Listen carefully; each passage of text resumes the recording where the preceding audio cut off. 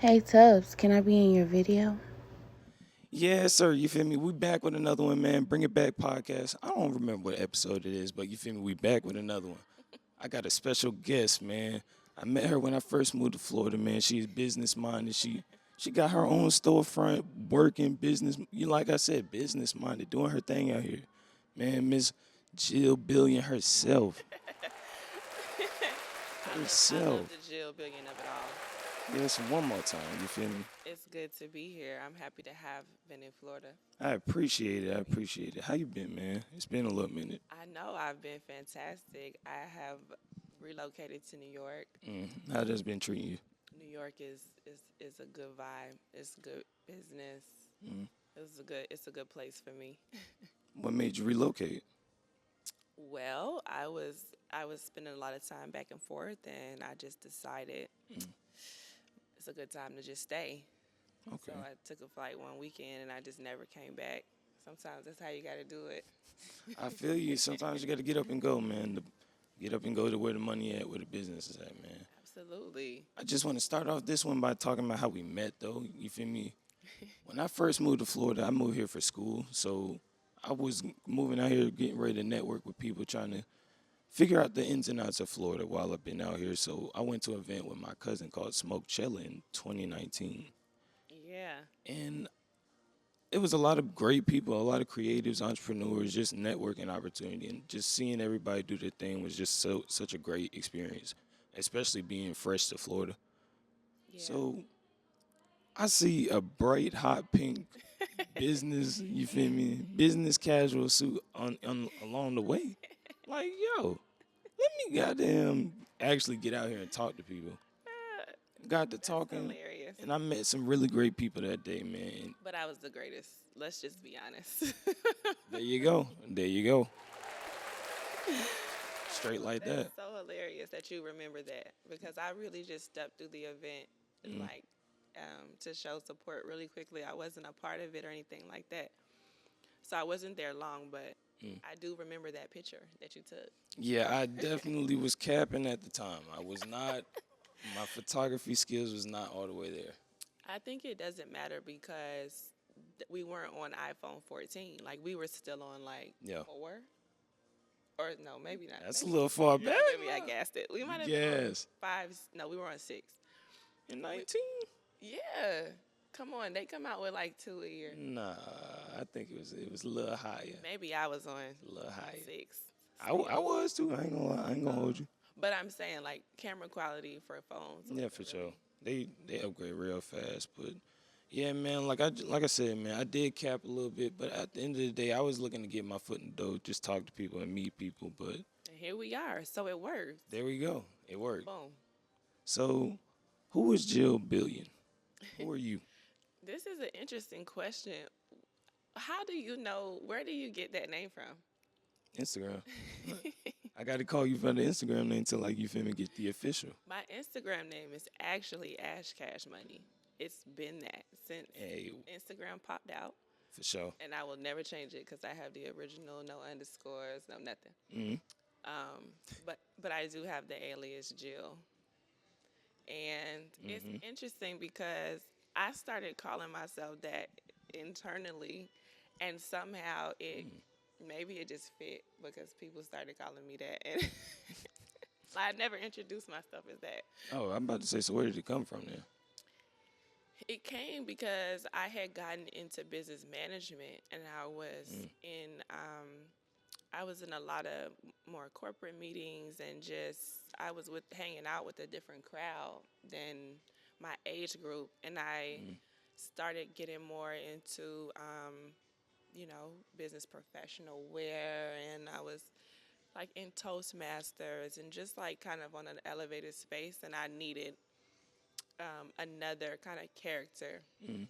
that wasn't as chill as Ash Cash Money was. For sure. And yeah, it just kind of started as a persona, and it kind of just took, you know. Okay. Okay. Makes sense. Makes sense. It's sharks in the building. Okay.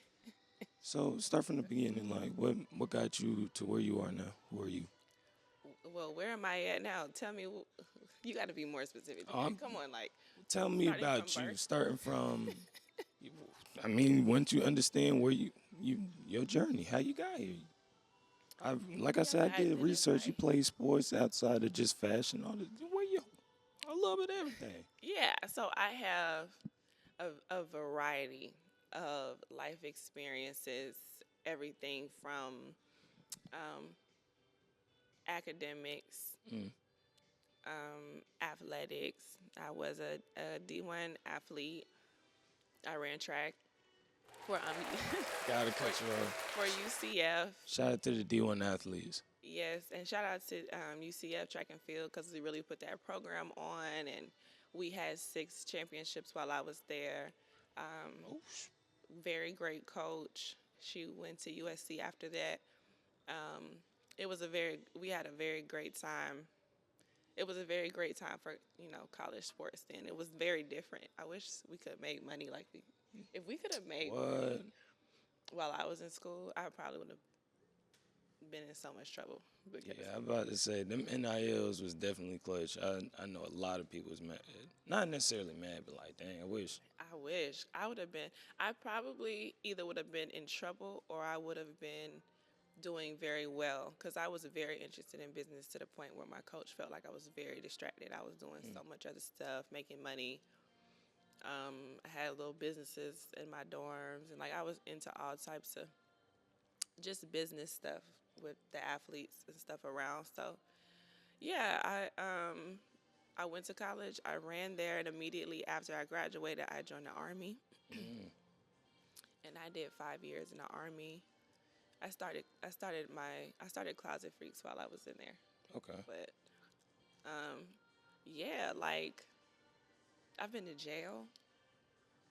I mean, I've had just a good How'd enough. that happen? That was just how'd that happen? Well, because when I think about like the spectrum of experiences, like Yeah. I feel like I don't suggest anyone go to jail or the Army, but You heard that second part too, right? if you can go to jail for 90 days, it's like going. This is life changing. It's like going to basic training, for 90 days or whatever, however long it is now. But like the opportunity to like understand that you have strengths and powers that are in your mind and in your thoughts and in your that you can control even when you're being controlled or when it feels like you're being controlled. Like if you can gain power over your mind like that to make stuff happen, when you get out to the regular world, like it's a cakewalk. Like you can do anything. Don't miss the bar. So I feel like, I don't know, it's a good experience for people who, yeah, like really want to move mountains, with your mind. Because people in prison can't do anything. I mean, they have no control, and yet some people have really, real favor in there. And the same with the military. It's a very stress-heavy place. It's supposed to be high stress to create high efficiency under pressure. So there's no pressure like a life and death situation. Yeah. So everything else, if it's not life and death, like you're good. Yeah, it's regular. I definitely can commend you because I'm a military brat. My mom, dad, and my brother was in the military. Oh, so why didn't you go? It wasn't for you. You didn't want to cut your hair. Nah, that was a big portion too. But I don't know. It just never hit. Like some people just get to that point where it's like, yeah, I'm gonna do it. I was just always like the thought of it. Like even after realizing and doing the research on it, I just always dreaded the thought. Like, yo. No, it's not for everybody, and that's my dad was in. My two older brothers were in. Yeah. My grandfather. So I came from where, and I also too for me, I was fresh off a track. I had ran for maybe like 12 years before, like I had been running. I had been used to like pushing myself a certain way. Yeah, for sure. And I didn't think I knew I was ready to be done running. Like I didn't want to run professionally or anything like that. But I still physically felt like I need to, push myself, and I need to feel that, like that energy. So that was kind of, I was like, if my brothers could have gone, like, I can do this. Yeah. And it was crazy. But yeah, like I felt like it was a good transition. A lot of athletes have a hard time transitioning out of Mm. college sports because they've been playing for so Your whole so life. long, and it's just become such a part of you and your routine that it you really have to plan a healthy transition, or you'll find yourself stuck Mm. or trying to go pro and not really going anywhere with it, or just you can get in a cycle. I do have some post teammates and other athletes that I know that just had a really hard time, maybe even still to this day, like Mm. moving on to something else. So it Yeah, was helpful. that's a real thing. And I didn't make it to the college level, but I did play sports and stuff like that. And I tore both my ACLs. Oh yeah, it's over for you. I mean, And even with that, I still tried to play. what But did you play? I played ball, Okay, basketball. okay, okay. So I went through that, and then going to try out in college, I sprained my neck playing ball. So it was What? it came to a point where it's like, yeah, I need to think of a different choice. But I even with that, like I didn't play like collegiately or Yeah, even but high you school because played I've been a hurt. long Yeah. time. Yeah, Yeah, but I played a long time. So it's like I can understand the thought process of somebody that actually got to that level and it's like, yo, this has Yeah. literally been my whole life. Like Yeah. I don't know what I'm gonna do, where I'm gonna go, or how I'm gonna transition, like you said. So yeah. And you're talking about, like, imagine how you felt with going to college and just like just having to decide that then.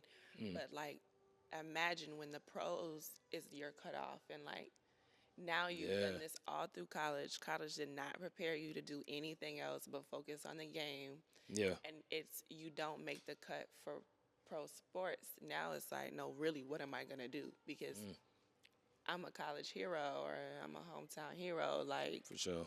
it's it can be a mental game. So So yeah, I love athletes. Whether you make it whatever level, everybody's gonna get cut off at some level. So mm, so with the mindset that you took for the military and the mindset it took being a college athlete, Closet Freaks, how did you bring that about? You said you started that while you were in the military. How did you bring yes, that about? And you said you already been business savvy. How did you bring that all together? yeah, I was looking for something to get into that was business oriented. And the funny thing about this is this is a pivotal time for a lot of brown people. I Mm, like to say brown rather than black, but because we usually, if we have like that entrepreneur, like if we have that business or that work spirit, like there's two ways to go. Like mm, there's left and there's right, yeah. right. And I was like very intelligent, really into figures, numbers. That's kind of my strong suit. Mm, And I wanted to start something that's really that simple. And I had friends that had stuff going on that wasn't legal, mm, and I had no friends that had something going on that was like legal, that like owned something, or yeah. and like I just made a conscious choice that it was just gonna be more challenging for me to make something work that was legal. So I just chose to try something that was legal. So yeah, I was looking online, and I saw a lady down in Miami who had opened a hair store, a Mm, hair salon or something like that. And I was like, okay. I could do something like that, like not hair though. And then I just looked at my closet and I'm like, oh yeah, you like clothes, like start that. And Mm, it was really that simple. I started in a few hours, and I been head first. I was head first in it ever since. okay. So,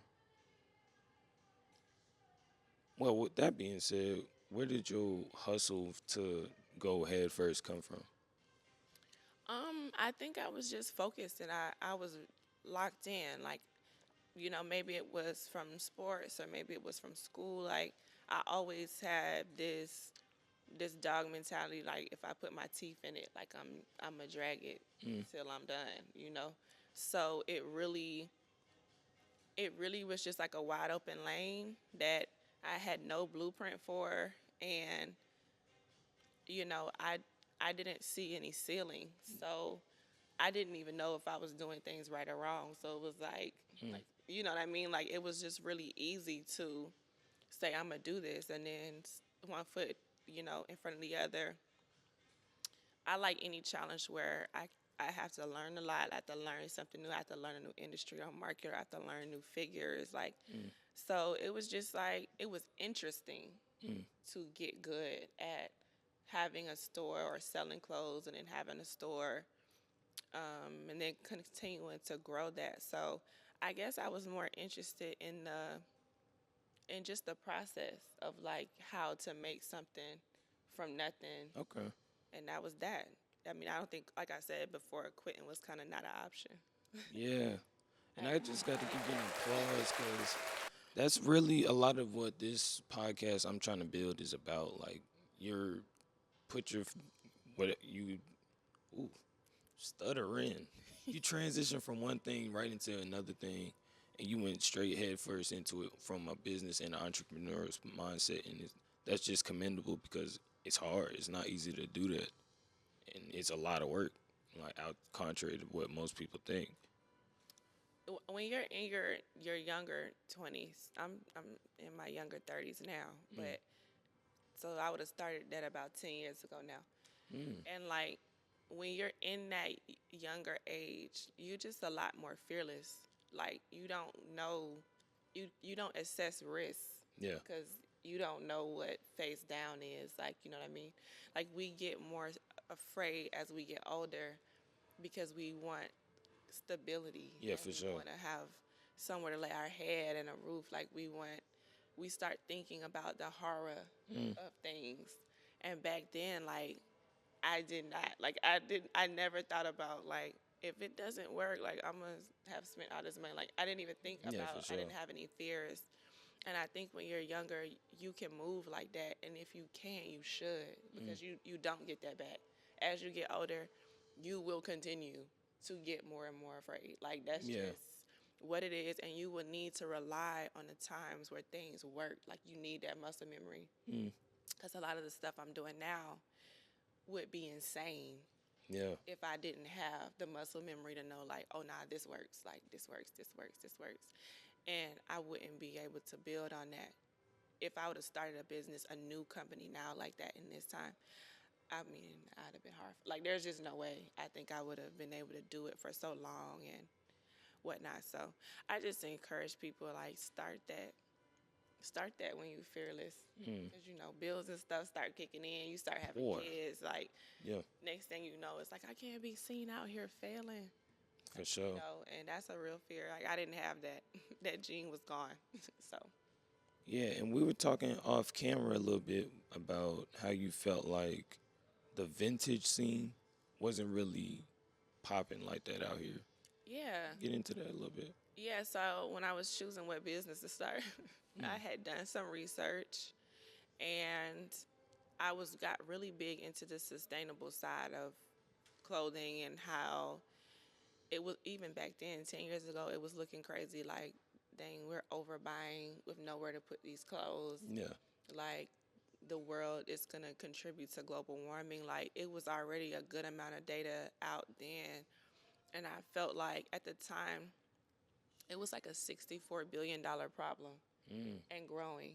And I was like, well, then that means it's like at least a multi-million dollar solution. Like, I can come up with something to get some of this, you know, if I can solve some of these problems or get into that field. So I chose vintage really because of the numbers.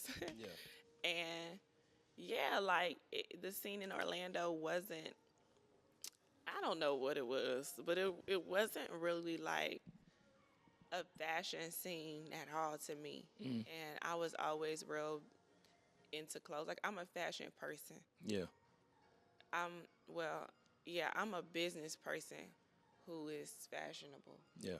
And so I would just get creative and bring stuff to the store that I wanted to wear, Mm. and I would just buy multiples and then sell those, and then yeah, people started getting into it. So now I feel like there's a vintage scene for sure. Like I'm not saying that I like created the vintage scene because there was definitely a few vintage stores in Orlando, but they were more. Everybody in Orlando was like 60s, 70s, 80s. They considered what we call the category 90s 2000 is what it is now. There was no category back then for that. They considered that just urban. You know, that was even before like streetwear Yeah. had like a real big name. So I remember like there's a board here for all the vintage stores, and they do awards every year. And they would never invite me. Like they would never What? invite me. And I know, and they knew of my. They knew of my stores, but they would never invite me. And like the couple of owners that I did know would come tell me, like, yeah, they just say that you're just not vintage, so you know. But Really? I know it was crazy. But we were popular, and now every store out here is selling 90s, 2000s, urban vintage, Jordan is, you know, it's like, but it's good to see it's good to see a industry evolve. Man, pull your soldier boy out, man. I did it first. I did it first. Bar for bar. Go ahead, pull out your soldier boy. You playing. Word for word. I'm bar usually for with the bar. humble stuff, but go ahead, do it, man. I did that. You know what's so funny? When I was in college, one of my teammates used to ask me, did I get tired of people dressing like me? You know how you go to school and whatever, and you like, dang, every time I like do something. Yeah. And I told her then, I said, no, because when you don't know that you inspiring people unless they reflect that back to you. Yeah. So like I'm gonna be doing this all my life.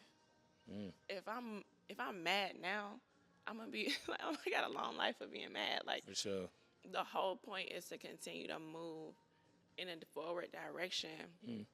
And if you're one of those people, no matter what category or thing it is, you always want to do what people aren't doing, then you'll always be doing what people aren't doing until they're doing it, and then you just be on to the next thing. And so it just lets me know when to be on to the next thing. You know, when sure. I see that something has evolved enough where it's saturated. You know, that makes me pleased. There you go. So, how did you know? Where did you get your fashion sense from? Your eye for fashion, since you said you've always kind of been interested in it, but when did you realize like I'm kind of savvy with this? I think I was in high school for real. My brothers, I have older brothers, and my youngest older brother was like really into clothes. My dad was like that too. So I don't know. Like I remember when I was like 13, for Christmas, my mom didn't know what to get me because I was like at that weird age where I don't like play with toys, and I also don't have a reason to get like cash. I wasn't getting like cash money yet, and like he went and told her to buy me 7 pair of shoes, which was like really at the time, like you would just have 2 or 3 pair of shoes, like a white, a black, and like a color. Like Yeah, for sure. my parents, you know, we were decently well off, but like I just had no reason to have more than 3 pair of shoes up until then, you know. So he had her buy me 7 pair of shoes, and so that's the first time that I was like, oh, like I got options. Like I can get creative. Like I can wear a lot more stuff. And like immediately I got into shoes. So, you know, competing for best dress in high school. And my brother went to the Army, so he would send me out of Jordan releases early, and like, so, and then I was working, so I would go buy shoes. So it really started with sneakers for me. Yeah. And then I used to hate going into the store when the shoes would release and all the clothes was the same. Like, Yeah, them "Dang." Jordan fits and all them stuff. Yeah, it's like I do not want to come to school on Jordan Monday with the same. Yeah. So I started making stuff. Like I started just making stuff up and like creating stuff to match the shoes that wasn't traditional. Okay. And from there, it just kind of, I just developed my own sense of style that I feel like is still kind of unique to how I move. Okay, yeah, that's cool. That's cool. Any inspirations? For clothes? Clothes, business. Always. I mean, like I said, my brother is probably my biggest inspiration across the board. Mm. I'm always doing a lot of stuff because I saw something or liked something that he did, and I, wanted to develop off of it. Um, but yeah, like I'm a big reader. Like I'm a news person. Like I'm Mm. always staying hip on what's moving, what's shaking. So I try to always stay inspired by people doing stuff that I'm not doing, I guess. Okay. So how you had an eye and a thought to realize like there's no storefronts with 90s and 2000s. So with that being said, you being a owner and operator of your own stores and being the head of that, how do you figure out, okay, this is where the trends are going. This is what I need to look into. This is where I need to point my resources into. Um, it's a balance. It was a balance between data and gut instinct Mm. for real. Because going into the mall, there was no vintage stores in the mall at all. I thought my stomach was growling. It might be. Sorry, I said that on here. It's Now you very good. early, y'all. This man got me out here. Listen, we working. um, but yeah, when I had my downtown store, I didn't have to forecast anything. Like I would buy whatever I wanted Mm. by the thousands. Like I sourced from my wholesale vendors at the time, Okay. and I would just buy whatever I liked for the season, create the images that I wanted to do behind it. We would shoot it and everything, and that's what I would sell. And we would throw an event and it would sell out, and that's just how I would move. Like there was Okay. no flow because it was more boutique style. Mm. After that, I had that stuff for 2 years, and after that, I wanted to go into the mall because I felt like there's nothing in the mall for people who don't want to wear the same type of thing. Yeah. And there was no one-off vintage stores that had that type of traffic, And I thought, dang, if I could go to a mall or come in town and hit the mall, and there's like a fashion store for real Mm. that's like operating at that capacity, yeah, with that quality, I want that. So I did the work to really press the mall, and the first store I had with Simon was very like they were nervous. Like I ain't Mm. gonna hold you. Like they didn't get it. They didn't know. Oh. They didn't understand. Luckily, there was a lady on the board from another. She had come from another city, Mm. so she knew that vintage was popping up north. So she was like, she was basically like help convince them like I think this could do well. Mm. And yeah, so we went there to Florida Mall, and yeah, that was the first vintage store in any mall.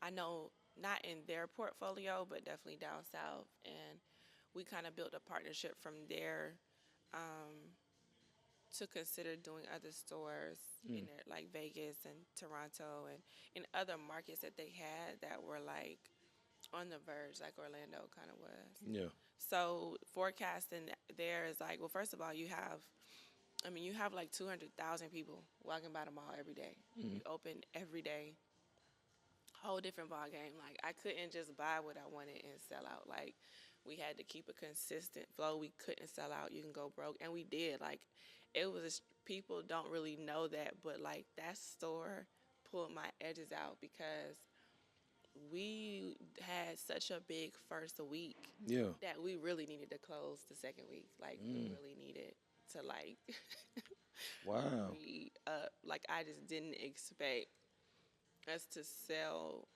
basically an entire inventory of a store in a weekend. Okay. So it was a good hard lesson on it was a good hard lesson on learning how to keep a flow Yeah. in clothing, and that you need money to have a business because that was the first time I really needed investment capital, and Mm. that's the first time I really got into business. Now like, okay, now we in the mix. Okay. Now check. Let me see. Oops. That was good timing. Yeah. That was great timing.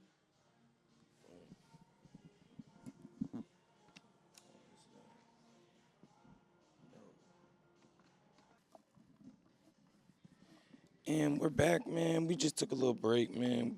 Talking for a good little 30, so just took a little break on it. Yes, yes, yes. Let I it had to breathe for a relax little my minute. vocal cords. But we back to it, you feel me? But we were Show you some books.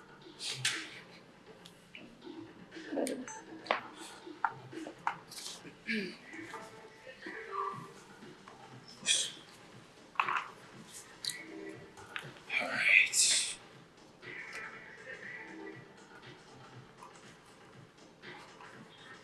And we're back, man. We just took a little break, man. Talking for a good little 30, so just took a little break on it. Yes, yes, yes. Let I it had to breathe. relax my vocal cords. You feel me? But we back to it. You feel me? But we were talking a little bit off camera about how, with your experience with being incarcerated and dealing with people that have lived that type of life, how that has changed your viewpoint and perspective on the imagery you have to uphold while being a woman as well as being a business person. Could you elaborate on that again? Yeah, I mean, I think business is the type of sport where you definitely have different ways of moving, whether I mean as a male or as a female, Mm, right? It's like playing softball or baseball or women's basketball and men's basketball. Like to me, business is where you go as a female and how you are able to move is 100% based on how you carry and hold your relationships mm, and the boundaries you set up front about the things that the way you do business. Like you really have to have a certain character, I feel like, mm, and you have to invest in that constantly. Like you really don't get but one and a half, 2 times to slip into a situation where your respect is compromised. mm. And obviously we say like your face card is compromised. So I know it was always important to me moving around as like a young female and having certain being in certain places and being around money or certain people.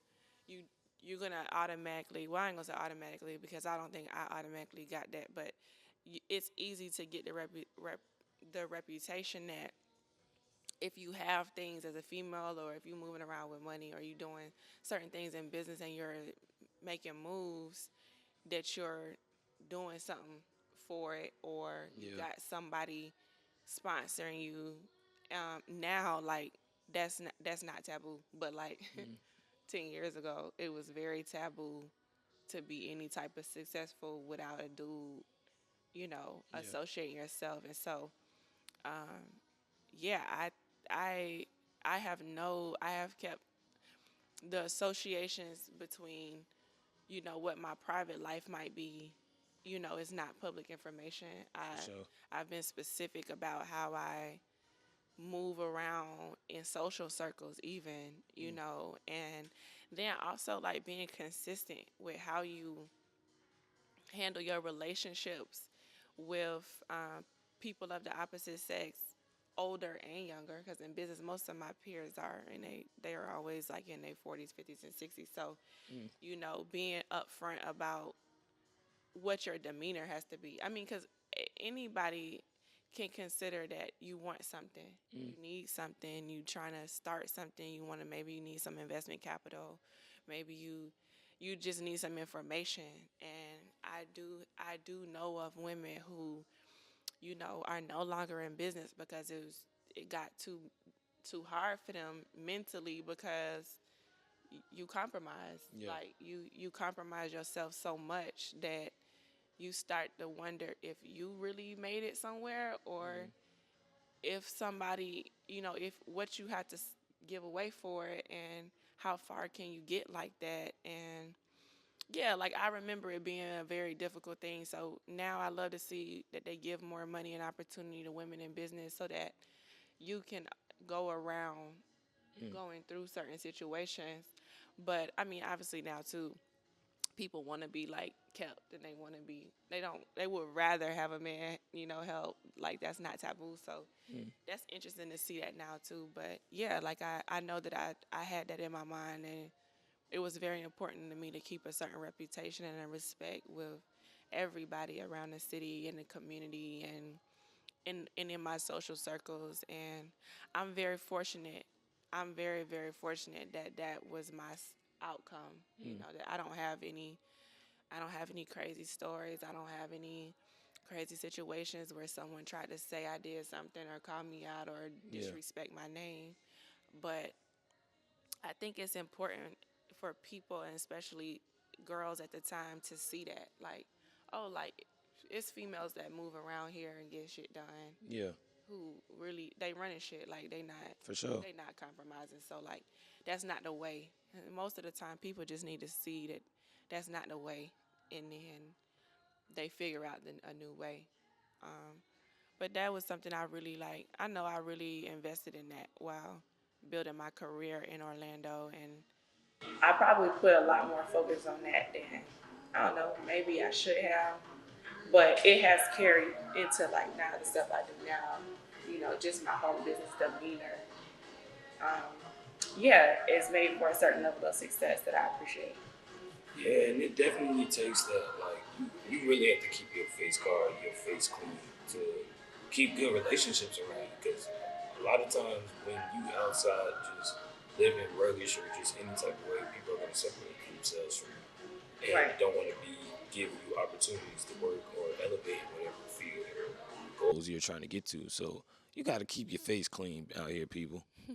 I mean, you don't have to, but you also can't be entitled to certain stuff. For sure. Like we talked about, people speak on you when you're not around, whether you like it or not. Yeah. And I always want to be the best at what I'm doing, Mm. whether not for a female, but like overall. Like, so when you speak on me, make sure it's in a conversation about everybody. And that means that you got to have a clean face, not for a female or not for a black person or not for, like, you just got to have a clean face. You know what I Yeah. mean? You got to be solid, and you got to admit, to become solid means you have to make the mistakes where you don't handle a situation right because you learning how to handle those situations. Mm. And the best thing my mentor taught me was, when you in those situations, you just need to admit that, dang, I wouldn't have wanted to handle it like that next time. Yeah. Or, admit that that's not solid.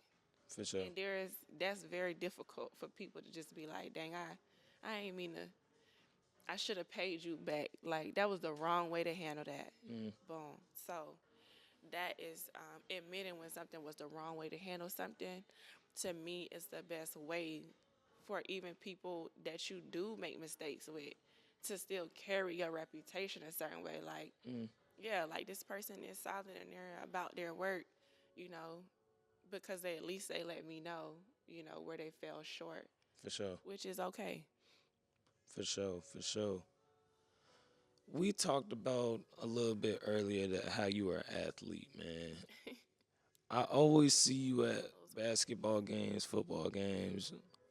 Just you be putting that shit on. I'm gonna talk that shit for you. You be putting that I shit have on. on shades right now if you can't see me because I'm trying to be cool. I'm cute. You be putting that shit on, man. So what does that have to do with your everyday life? Like just going to the sporting events? Because I see you at them pretty often. Well, I have a management company, and I in a nonprofit, and there's a lot of, the main premise is, I was gonna get to that. I did oh, research. You can you go were, do your thing. yeah, because I can't speak about one without making it make sense. For But sure. most of the programs align with closing the wealth gap for people of color, Mm. in the U.S., and the family wealth gap, really. Yeah. So I do have some programs that I've created, and one of them is a athletes and business program and an athlete to mogul program, and it's specifically for athletes and business and doing business management. I mean, I've managed officially and unofficially since college. Um, a lot of my peers, kind of where do I spend my money? Where do I put my money? How do I grow my money? And so, like, just doing enough research over the last 10 years, I wanted to really make some type of intentional effort to put something out there that athletes, out of people of color, athletes right now are pound for pound receiving some of the biggest checks that we've seen in history, and it's been growing over the last 5 to 10 years. sure. But we perpetually aren't getting any wealthier as a community, and even as the statistics of athletes of color are not getting any generationally wealthier, meaning that the money that an athlete is earning is still only for their lifetime, and maybe a few things for the kids that they have. And this is not everybody. Like, obviously, there are some standout athletes who have a good team around them who have become good investors, but it wasn't athletic culture in any real sport to have a fund, immediately invest. There weren't no team level programs when I was in college. There was no financial, resources on, like, what do we do with your Pell Grant? What do you do with the money while you're in school to make money? What do you do when you move on to the pros? Sure. And it's just been such a big gap there. So my management firm does do support for investment support, basically converting income into investments. And I'm building a fund with that to, to be able to make some investments and carry out investments on behalf of professional athletes. And also, I have a program at the team level that I'm pitching with certain teams to have a resource in house that at least the current and post players can use if they're trying to get consulting or management of their portfolio. Okay. So I am at a lot of games because I love basketball. I was a hooper before a runner. Oh. I just was a better runner. I wish I would have did track. That was one thing I wish I would have did because I used to love running. You did? Not for real, like not long distance though. I'd be quick, Right. quick Short sprint, distance. Yeah. So, but yeah, I love basketball. And so in my network, it just works to kind of mesh with the organization, players. And then I just get to watch. I mean, who doesn't want to watch basketball all the Yeah. time? Like, I can watch basketball all the time. Yeah, that junk is I'm so sad when the season is over. not for sure. For sure, that junk be a dark time. But I be real after researching it and looking through it. That was super dope. Like I really was like, I seen the link in your page and I was like, man, let me go see what you talking about the. And I seen it was about helping athletes really get their business savvy right, get management and all this other stuff you brought up just now. I felt like that was needed and that was just a necessary good. Like just like you said, a lot of athletes after if they are blessed to make it to the pro level, don't sustain that money a couple years later. So you're gonna have to either you're teaching a lot of people don't know how to invest, don't know where to put assets into to continue to make money for Right. itself. Which is fair. You don't go to school for that. Yeah, And two, a lot of people don't have people around them again, which is why I'm more specific to athletes of color, because most of the time they don't have family members yeah, who have the experience or who do have money to where that education and those fundamentals are there. So they what we call have a desert family, which means they're the sole person in the family who make the money, and everyone else has okay, their yeah, hand out. So how you are able to invest when your situation is you're supporting multiple households in one lifetime versus if you were supporting yourself and your household is the difference in why non-people of color are able to reach certain, areas of wealth in their lifetime because their community is more likely wealthy, right? So to close the family wealth gap, you really have to put people around athletes. And I'm not one of these people that you got to be around people who look like you. Like that's not my thing. But there is a certain plight that comes to understanding what it's like to come from a situation where everyone needs and to navigate that a certain way more than likely requires someone of a similar ethnicity, which is why the Asian culture and the Indian culture and the Jewish culture usually cultivate and support each other Yeah. because they understand their individual plight, right? And so athletes of color aren't probably moving as fast in even their space of closing the wealth gap because they don't have they're gonna need more support than Yeah. less. You get what I'm saying? Makes sense. And it has to be people with the understanding that you got to build the family's wealth, not just that person. So you got to have training or things to support and empower the people around this person so that they get on. Because if they can get on in their own way, it changes the dynamic, you know. So, So it's a lot of we can go all day about it because not for sure. but that's one of the programs at the higher level. And I do have a justice involved program at the lower level of like how do we kind of close the wealth gap. And it's really more about offenders or people who have been in prison before and probation, um, creating the same type of community level support, entrepreneurial training, education. We provide temporary housing. Okay. But it's all to put. I mean, obviously, the justice system has drained the black community. Boy. It's continuously drained. I have a brother in prison. The Free amount him. of money my parents have spent over the last 10 years, Yeah. I mean, a small fortune. Could have invested that right now and be multimillionaires probably. Yeah, that stuff is real. Like that junk is money you don't get back. Money you don't get back, time you don't get back.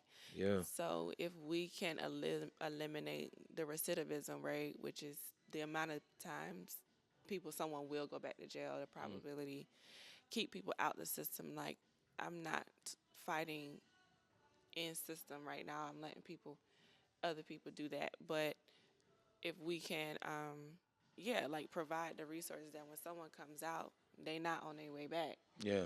Now we changing the whole economic structure of the family and who can be like how we can make family wealth happen even in communities where people aren't extremely rich. A lot of times they would have more if they could have their family members out. That's a lot of stress on a family. So yeah, like we attack things from both perspectives and again with the common goal to really start eradicating the gap in family wealth for people of color in general. Because I would love to see more just wealthy black people. Like Yeah. I love that. I would love to see that as a normal thing. For sure. For sure. So that it's not so like I gotta rob him or like I gotta be raised to have white friends Yeah. because my family makes money and we live in a white neighborhood because they do well, you know. I think that as a people we would be great. We good. We're better with money. And we With that being said, you niggas out there that feel the need to talk down on your people because you got a few friends that are more fortunate than you're used to, you know who you are. I ain't gonna go crazy, but you know who you are. you saying gonna point no finger. Come on, bro. We got to do better. We got to do better. I mean, it's not. It is our fault, but it's not all our fault. For sure. This was set up this way. For sure. And it was set up that way, but a lot of people nowadays don't want to take accountability for the faults that we play into it to perpetuate what was put in place. So Yeah. a lot of people that are making and taking the steps like you are doing to do these things to enlighten and educate people on the things they need to do to actually build a wealth in their household, to be able to wealth in the community, really, to be in a better situation is a great thing. Yeah, I would love to see that. In my lifetime, my kids will be raised with other wealthy brown kids, and they will live off of trust. Like, For sure. like that's gonna happen, and it can totally happen. There's enough wealth moving around now. Too much money moving around. Absolutely. And with that being said, what do you feel like is the key to generating that wealth and keeping it, more so keeping it? So there's gonna be a level of financial education and resources. One of my programs that is set up to provide the resources to athletes. We also raise and match whatever is spent at the team Oh, level, okay.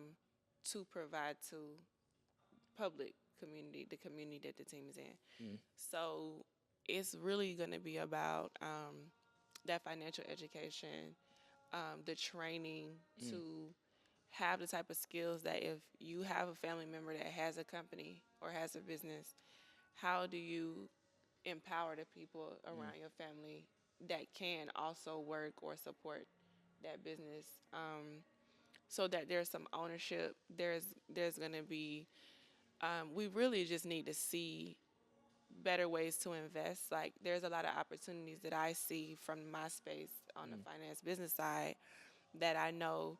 Like I told my dad the other day, like he has four siblings, and I'm like, you guys all make good money. You can pool right now some cash, buy a restaurant or something, invest in a fund, and just name that after you guys, and that could be its own fund that someone is living on the interest of. It's that simple. Yeah. We just don't have, we as a collective, most of us don't know how much capital or opportunities it is to invest in things out here.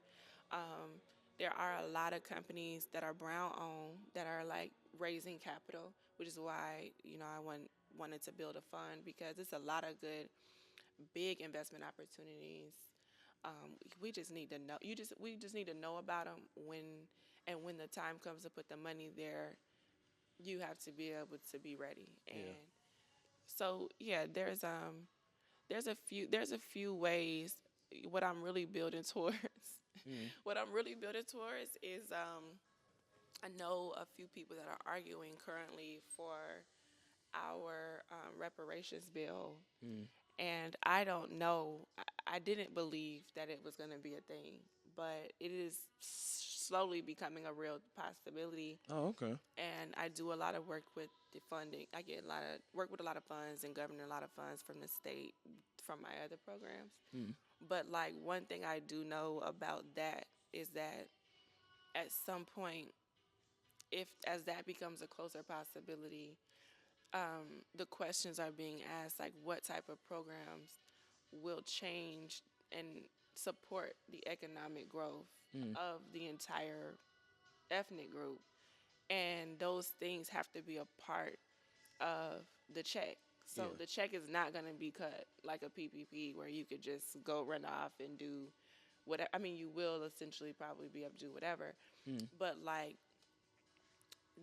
the idea is that it also, you lift the knowledge. Like maybe you'll be required to take get certain educations that is free, or have an accountant. Like the government will also have to support the economic knowledge that was robbed as well, or we're just gonna have people with checks that don't know how to make that last or grow. So yeah, like I've been asked that a few times, like what is it gonna take to like make up basically for 300 years in like 30 years. Yeah, for sure. And yeah, to me, from being on the management side, most of my friends and clients, like with money or without, they just didn't know how much access to capital you have, what things to invest in. Like they just don't see what's they don't see them in the market landscape, the investment landscape, the way people of non-color might, or other people of other ethnic races might. So yeah, once we get that visibility and that transparency, we gonna be out. They gonna hate us. I mean, Yeah. we're gonna be Yeah. the character of what a rapper is essentially what I expect a lot. Like that should just really be That's normal. really, yeah. But we like the idea of the rapper because it seems like almost like a character of a thing that we aren't, Yeah. But A lot of people see those characters as I can't attain it, but that's how I feel. yeah, Like if I was to have that, I'm not necessarily gonna shit on people that don't have, but yeah. I'm gonna show you that I have. Like, I think that's innately in yeah, our history. I mean, where we come from primally, a lot of us come from royalty or come from different types of tribes and things where like, yeah, like it's not a lot of humility. yeah, Like we like to be who we are, and I think that comes out in everything we do here yeah, now down the line. So it'll be interesting. I'm excited to see whatever we look like as a wealthier ethnic group, because I do think it's time, and I'm excited to see it. I think wealth should be common amongst Black people, so I would never fix my tongue to say something about somebody who doesn't have and they're my color. Like I feel like that's more embarrassing than it is like flashy. yeah, Like you look crazy yeah, saying that. yeah, for sure. It's always got to be community versus individual, man. It's always got to And be it that. is. It is for everyone else. Just to let you know, Yeah, it's not us against them, but it's definitely team them first in their cultures. They are setting themselves up for success. yeah. I'm about to say that we have the most money, but it rotates once or twice, right? Want something like that along those lines.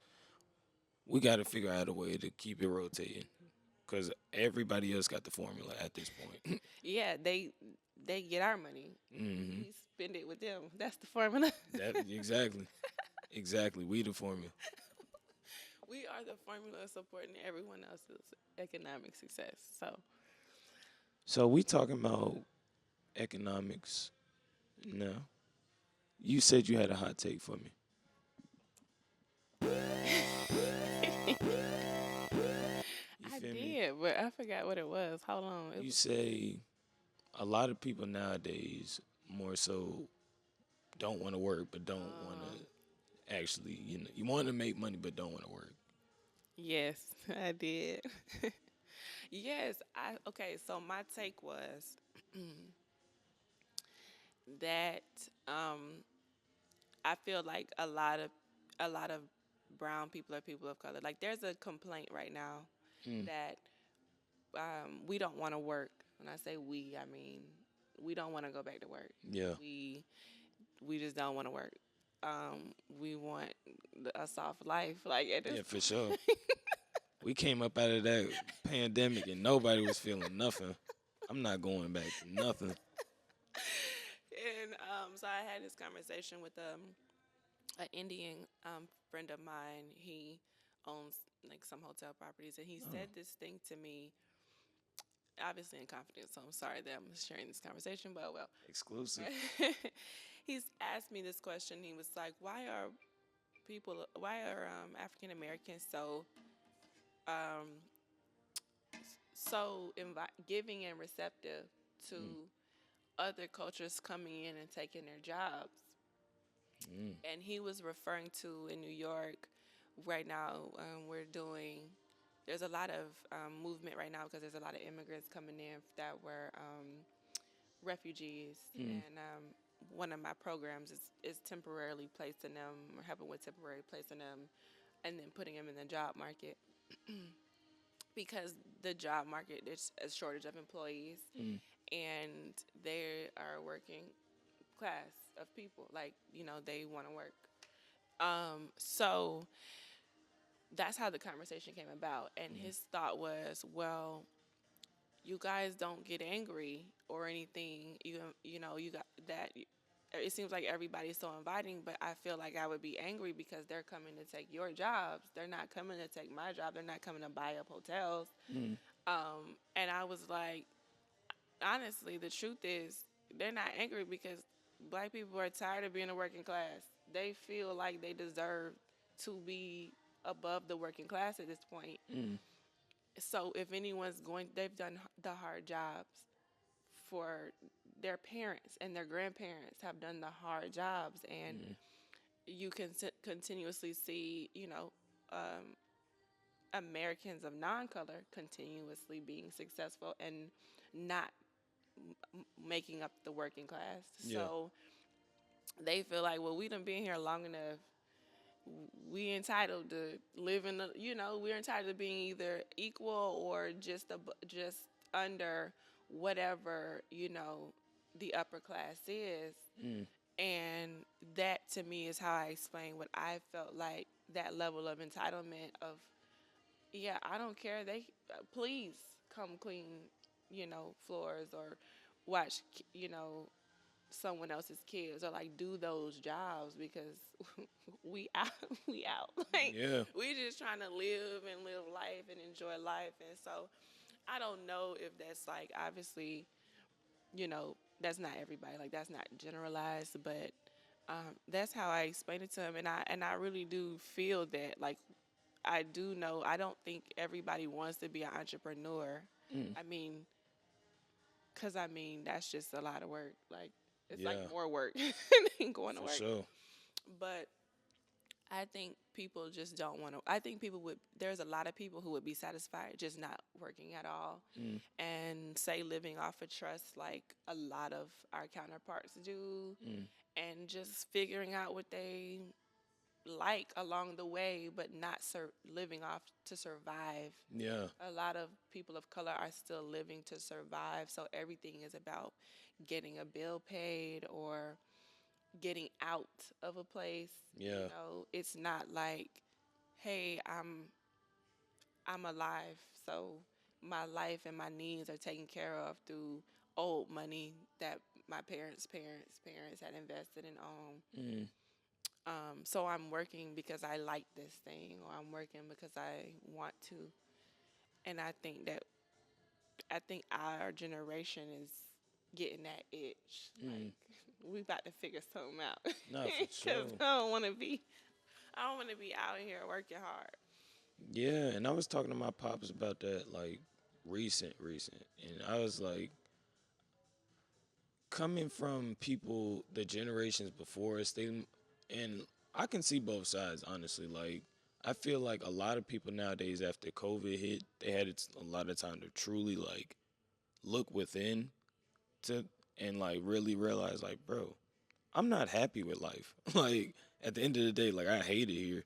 Like so a Exactly. lot of people are now like, even if they don't have the entrepreneurial spirit, it's like, yo, I just want to start some shit myself.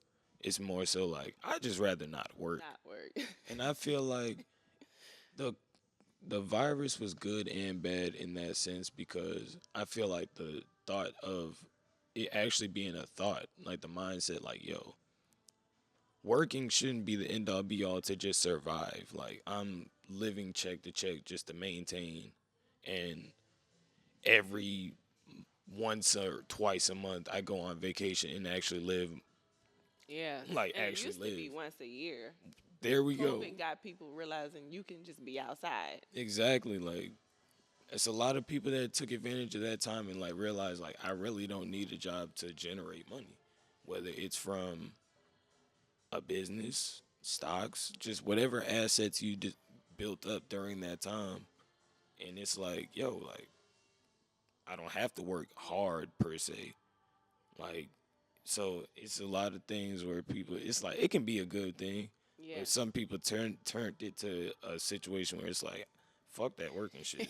Like, I'm cool. Period. If somebody can hand me some money and I can just, hey, I'm cool. Solve a life.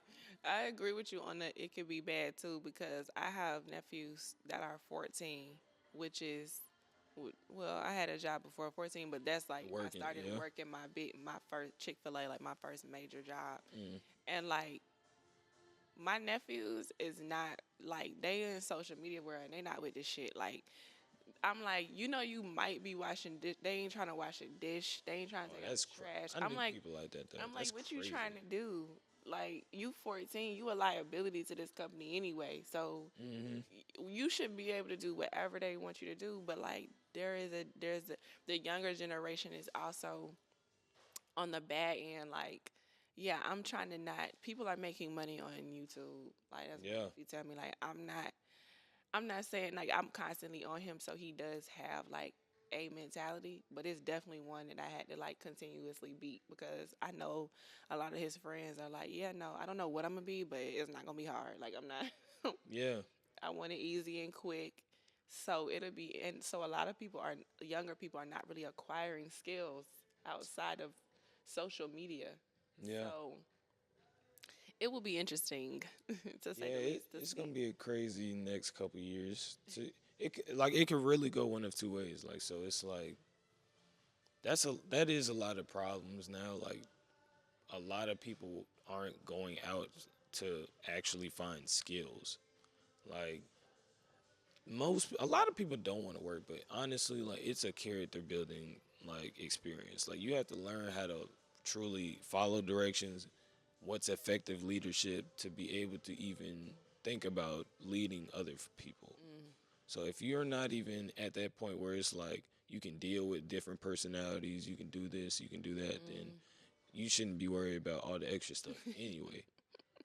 Like, what are you gonna live on a secluded island? Like, you Yeah, need these skills in life. not for sure. Like, and that's another thing. Like the communication skills be kind of messed up too now. A lot of people don't realize the importance of actually face to face experiences instead of yeah, you can network over the phone and certain stuff like that, but to truly get out and you feel me, speak to people, go to different places, experience different things, that's invaluable information where it's like I truly like experience things. Like that's a real thing. Like I get it. I know how to carry myself in this room, that room, around these type of people to for somebody to really see something in me. So Yeah, to piggyback off of that, I think communication stems off of the your ability to have and make good relationships. And I think there's a lot of people who just are confused about how to maintain a like relationship, good, bad, ugly, whatever, right? And so when you're not face to face, it's easier to have a fake relationship because it's I'm not going to say it's surface, but it doesn't require the amount of conflict yeah, or uncomfortability that it takes to actually make a relationship in person. So you see more charismatic people prefer to be out and about. Like for me, it is still weird to me that someone will know me from any other space but from sitting in front of my face. Like yeah, if I have never talked to you or shook your hand or like been in your presence, it would forever still feel weird to me that you feel like you know me, because I know that that's in my head, but like yeah, that's just how I'm built, right? Because I'm a charismatic person. I want to be in your face so that I can say I know you. Now, I do know people who completely are the opposite. Like most of their relationships are with people they do not interact with in yeah, real life. So the way that they think that they should communicate in person when they are, it's like, why are you acting so crazy? Like this is not how you handle this. Like, and that's because they don't have your texting or typing, which doesn't require context or voice or tone or uncomfortability. So you're like, you can't communicate because you're poor at relationships in general. And if you develop your ability to have real relationships, you'll definitely have better communication because you need it. People are humans, we talk. yeah, It's like a bird who never practices the language of other birds around other birds. You will for be sure. bad at it You gonna be bad off. until you start chirping or whatever and people are responding. So I do think social media has just impacted how we have quality relationships, and also then off of that quality communication. And I hope that we get back to, I hope something crashes. That's really what I'm hoping. Something crashes like the pandemic did, like social media crashes for like 9 months, and then we just have to like go be humans, humaning out here. I think That would make me so happy. I think I think unless something hit like COVID, it ain't happening like that. But I feel like it's We can get honestly hacked. That's very realistic. that's a realistic thing. But I feel like a lot of people don't. It's the extremes of both.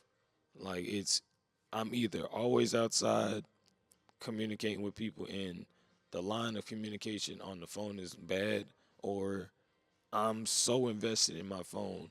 I know this person, that person, but we have never met in person to actually get a true feel of who the person is. So it's like I just feel like it gotta be a medium because For sure. social media and stuff like that is really important nowadays because you can really ads and all type of stuff. You can really make money from it. But if there's not a medium to where it's like, okay, we know each other, we communicated. Okay, now let's link up. Let's meet. Let's do this so we can truly gain understanding of where we're trying to go, where we're trying to take this relationship. Then it's not gonna be entirely organic. Agreed. I agree with you. I definitely agree with that.